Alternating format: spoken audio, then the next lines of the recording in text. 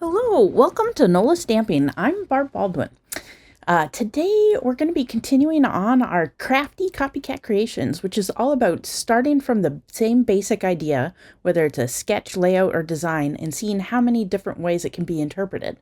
We use a shared foundation, and then we put our own spin on it through size, style, products, techniques, etc. So the goal isn't exactly to copy, but to show how flexible a single design can be and help you feel more confident in shaping ideas to your own projects. So this video builds on the A2 card sketch that I shared 2 weeks ago, showing how to adapt that sketch into a 5x7 card. So if you haven't watched that yet, I recommend really starting there. And then last week, Christina made a version, which was a great example of how differently the same sketch can be used. And it's an amazing take on how to use a sketch and think about it differently. So in the last video, I talked about how you can print out your card sketch at actual size and then figure out the dimensions from there. I wanted to show you another way, which is like all on the computer, so you don't even have to print it or anything.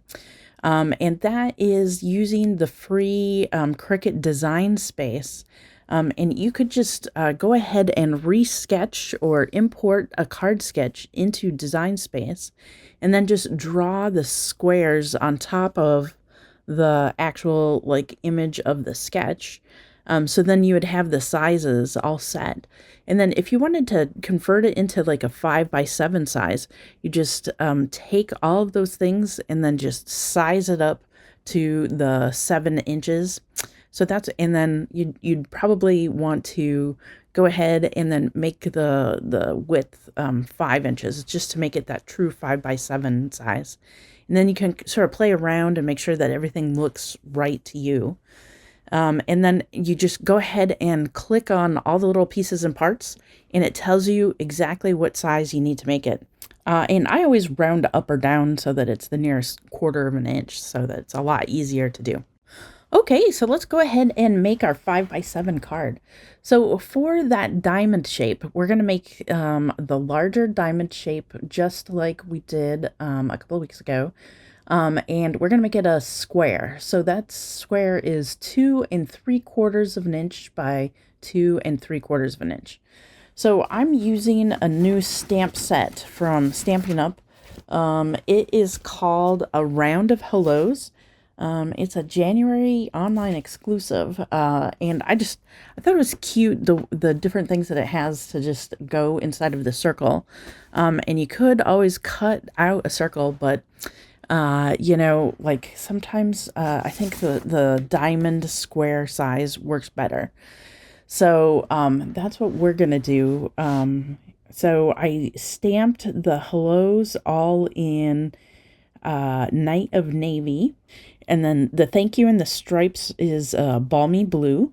And then I'm gonna second generation stamp some flowers just in the corners, just to sort of soften up the corners of that diamond.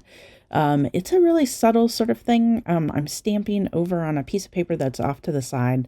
And then I'm also making sure to stamp on like a pad so that I don't get ink all over my desktop or the stamping pad that I usually use.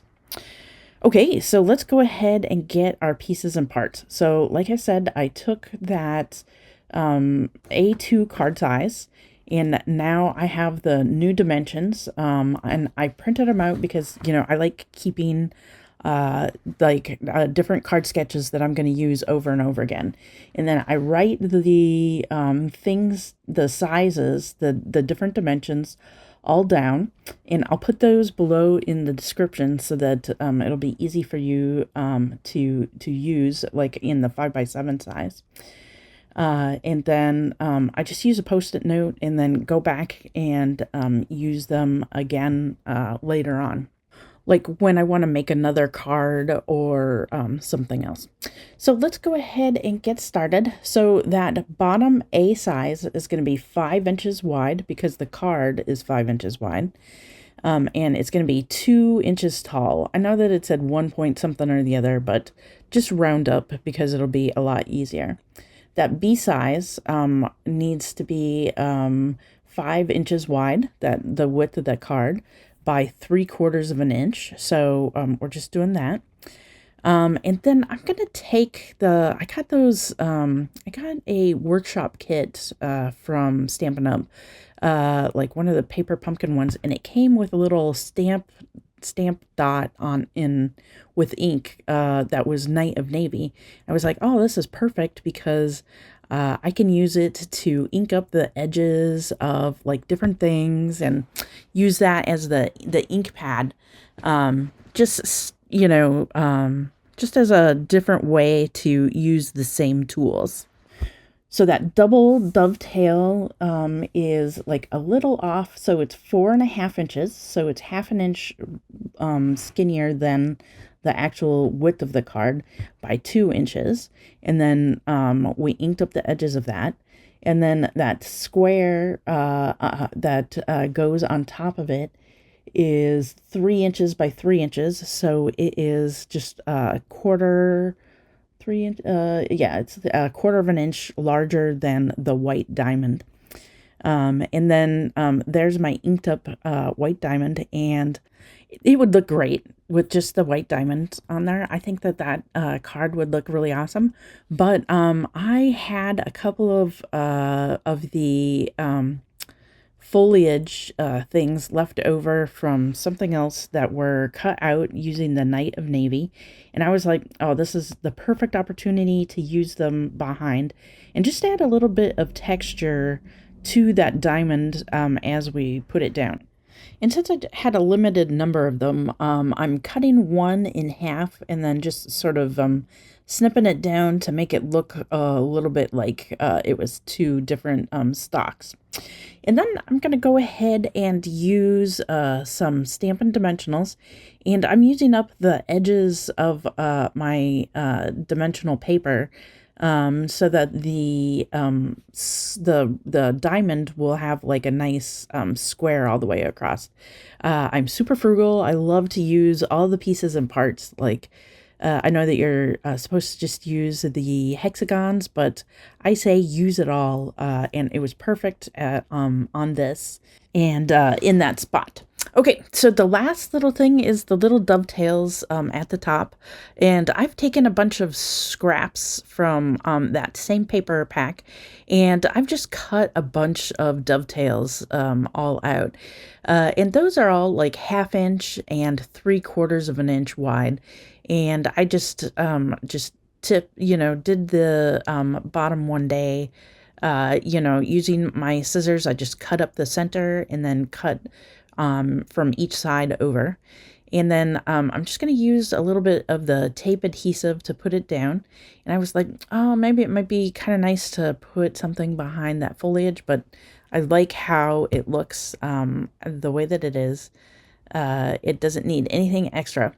So I'm just going to go ahead and trim off the top of those flags and the little bit of foliage that was bothering me. And then all that's left is to put it onto a card base. I already have a 5x7 card base ready to go. And I'm just going to use my tape runner and attach it. Sometimes I like having a 5x7 card ready to go for like people at the office, or if there's a bigger card that I want to send somebody. Like this is more of a greeting card size card, so that's why I like adapting a nice card sketch to that size, because sometimes there's just like different uses that you need, so like that's always a handy thing to do. And all that's left is to embellish the card. So I'm using some hues of blue flowers, adding some up in the little foliage bit, and then over down at the side, and it's perfect. So thanks for joining me as we walk through how to adapt a A2 sketch into a 5x7 card. I think that this came out nicely, so be sure to head over to the Facebook group and see everyone else's take on it. And don't forget to stay crafty.